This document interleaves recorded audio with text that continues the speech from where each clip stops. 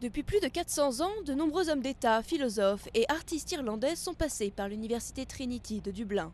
Les squares boisés et le campus verdoyant ont l'air imperméables au chaos économique actuel.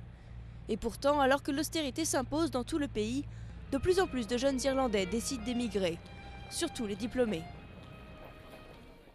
Vu comment les entreprises partent d'Irlande, je pense que je vais devoir partir aussi, parce qu'il n'y a juste pas assez d'emplois ici. Si je rentre à la maison, à Drogheda, où le taux de chômage est le plus élevé du pays, je vois plein de gens sans travail, de mon âge, à moins de 23 ans. Tant de gens au chômage, ça ne fait pas envie.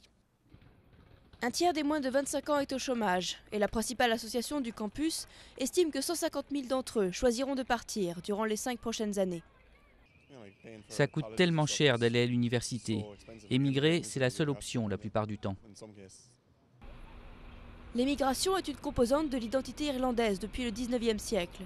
Des millions de personnes fuyaient à l'époque la pauvreté, les mauvaises récoltes et les épidémies. Avec le boom économique des années 90-2000, la situation s'est inversée. Le tigre celtique attire alors des dizaines de milliers d'immigrants, essentiellement d'Europe de l'Est. Mais avec les faillites des secteurs bancaires et de l'immobilier, les Irlandais risquent de traverser à nouveau les océans. Beaucoup de mes amis s'en vont, beaucoup de gens, les 20-30 ans très éduqués, partent. J'enseigne les sciences politiques et j'ai demandé à mes élèves l'autre jour qui voulait partir et ils ont presque tous levé la main. Pour la première fois depuis 1995, l'Irlande a retrouvé un solde migratoire négatif. Plus de 30 000 immigrants, originaires des pays de l'Est, sont repartis début 2010 chez eux ou ailleurs, en quête de perspectives de croissance moins maussades.